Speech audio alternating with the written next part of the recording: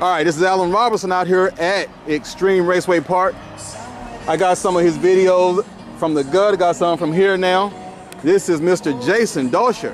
Is it Doisher? Doisher. Doisher, okay. All right, tell the people, okay, first of all, what year? It's a 1984 Mercury Marquis.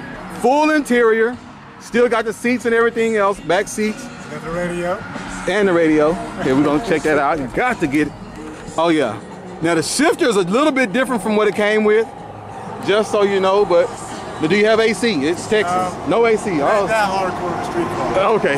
Now, but he does drive it. About how many miles do you do a week? A week, probably. Maybe. In all honesty, probably 75 miles a week. 75 miles a week. To and from work. And that is a lot of miles in a car that does 7s. Now we're gonna talk to Jason, and we're gonna find out what he wants to tell. Now, what block is it? It's a Dart SHAP next block. It's got trick flow heads on it, and it's really off-the-shelf parts. Nothing crazy, nothing special. You can buy everything and duplicate this easy. My bragging point is the stock intake manifold, the stock coils, and the stock exhaust manifolds. Because I do drag with this car, I try to keep it to where it's roadside repairable. So that's kind of our deal with drag week. So if something happens, you won't be able to go to an auto parts store and get a part. Now obviously if something catastrophic happens to the motor, it's done. Now, we're gonna get a little bit serious. Now what is this big thing right here? It is a class legal for True Street Precision 88 Turbo. Now anybody that pays attention that might see this, it is a Pro Mod 88, so it has a large exhaust wheel. But you can get an 88 millimeter turbo in different variations. That is probably the largest variation. This is huge. And I do drive it. I mean, it's 100% drivable like normal. Yes, we have been talking about how much he drives it. He drives it a lot. That's the whole thing about it. He wants to keep it drivable. It's been drivable since I met him probably about 2-3 years ago. The big deal that we do is drag week. So drag week is an event put on by Hot Rod Magazine that you have to drive the car about 1,100, 1,200 miles with no support vehicle. You can have a little small trailer, carry your own parts, but you got to race it each day, 5 days, 4 different racetracks. So you start and stop at the same racetrack. So it's a big challenge to drive your car, beat on it, and then drive it the next day to the racetrack. So it's built to do this. That's solely what this car is built for. Awesome. So when you do an event like that, you definitely think different about how you put a car together. Not a lot of one-off or custom components. You want to be able to fix it if you have to. Where do you do all this work at? I have an automotive shop in Denton. Tell the people where your shop is. Anything Automotive is in Denton, Texas. This is our 3rd year of business, and we thought we were going to do general repair. That was kind of our plan. And it's turned out to be a little bit of a hot rod shop. So we do a lot of late model bolt-on performance, a lot of LS stuff, but we also do a lot of general repair. Every make and model. AC stuff, brake stuff, tune-ups. Address? 3920 East McKinney Street. Phone number? 940-383-0600. All right. Now, I just want to make sure we got that out of the way. So, you see what he does, what he has. If somebody wants something like this, about, I'm not going to ask about money, but about what kind of times, somewhere like what 6s or whatever else does it run in about an 1/8 mile? Not your times, just about what somebody can be looking for. Well, the LS motor is a very good platform to build from. And I will tell you this, last year with essentially a stock motor, this car went 540s consistently. If you put a combination together on a budget and get the right platform, you can go pretty fast, pretty easy. And this is what I always tell customers and friends that want to get into this hobby. Find somebody that's doing what you want to do and emulate them. Befriend them. Ask them questions, because I made plenty of mistakes. I have a lot to offer somebody that wants to do something similar. It can save you a lot of money, a lot of effort, a lot of frustration if you go with somebody. Because you ask 10 people how to do something, you're going to typically get 10 different answers. You started in the same place that you end whenever you do that. you're no off better with no information when you ask 10 people what to do, because everybody will tell you their version or what somebody else thinks you should do. If you have a car that's the track, whatever, running a number or the look that you have, stick with that person. That sounds good. And like I said, I've been seeing this man for about 3 years now, and he's been improving ever since. And I try to tell this to customers. When you take a car apart, it always makes sense to do a lot more while it's apart. The problem that you have a budget, right? And the problem becomes you take this car so far apart that it makes sense to do all these other add-ons. Now you've gotten past your budget and you can't get back together. Do it the cheapest you can, get the car together so you can have that enjoyment. I finished this car 4 years ago and I'm on my 6th motor. So the cars are never finished. But I've enjoyed it all the way to today. So if you take a car apart and think, you know what, well, I'll go ahead and do the brake upgrade right now. Well, now I got a part, I'll go ahead and do the different rear end. It's money out of your pocket that prolongs that project to the point that sometimes we can't ever recover from. And the next thing you know, we're selling our project. So be careful whenever you do that. I like to tell the people, always try to work within your budget. Now, do you want to have what about for the guys who come in and say, okay, how much is it going to cost me to run 6s and 8s?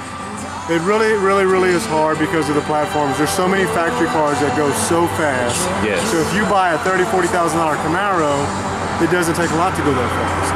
If you buy an older Mustang, it's going to take you considerably more money. But I like, you know, someone very smart a long time ago told me begin with the end in mind. So if you're going to build a car, and let's say it's a Mustang, and you want to go 6s, the LS platform is a cheap one to do it with, and you can shop for used parts and build a car and go 6s relatively cheap, as long as you stick with the end goal.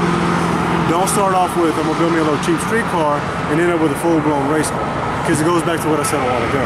You get so far off track you could potentially never finish a project. So, in all honesty, a realistic budget for most people, even if you can't do a lot of it yourself, you can go pretty fast, pretty easy with $10,000. You just gotta shop. Facebook is a good platform to buy used components for. The Mustang chassis, everybody's got used parts for them, and you really can get a cheap LS motor, a 5.3, for $1,500. So if you're smart with your money, you can go fast pretty easy. Now, I know a lot of this, like I said, he'll tell you a lot of this is stock. So you have stock suspension, or is it upgraded? It is all upgraded suspension. So it has a Team Z rear end. It has Team Z suspension. It has good brakes on it. I did spend the money on the quality components, so I wouldn't be chasing potential problems with this car. I wanted the car to work.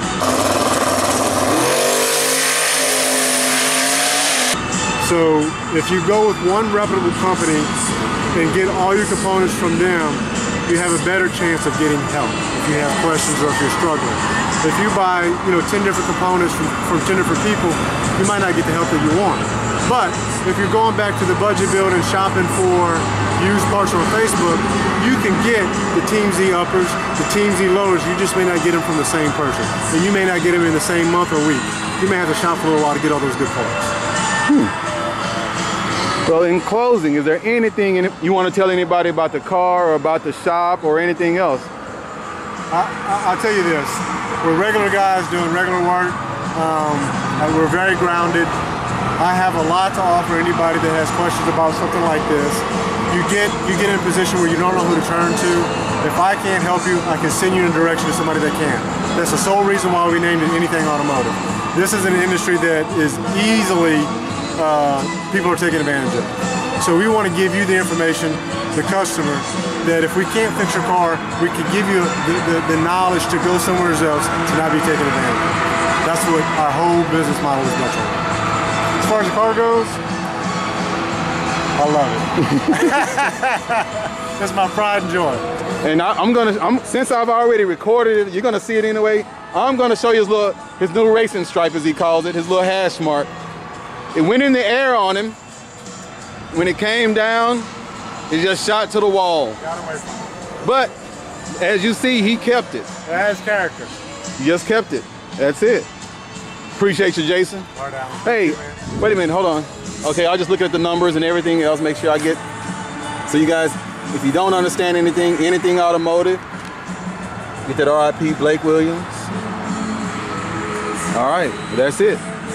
Fire extinguisher and roll cage for safety. Gotta be safe. Yeah. All right, thanks again, Jason. No problem, man. Thank you.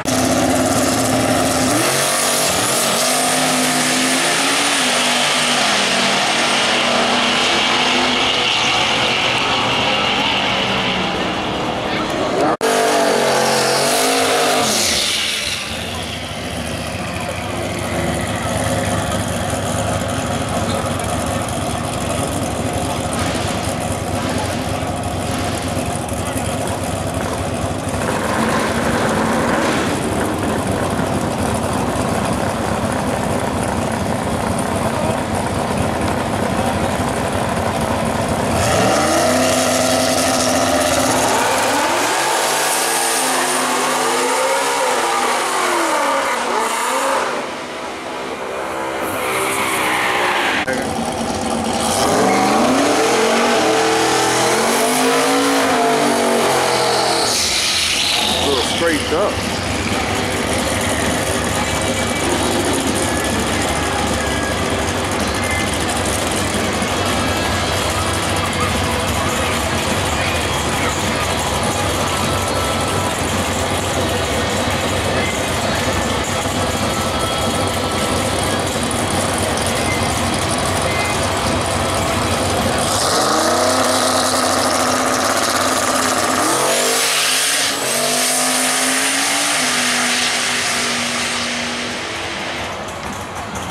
That truck will get down there and gets moving. Turbo wagon.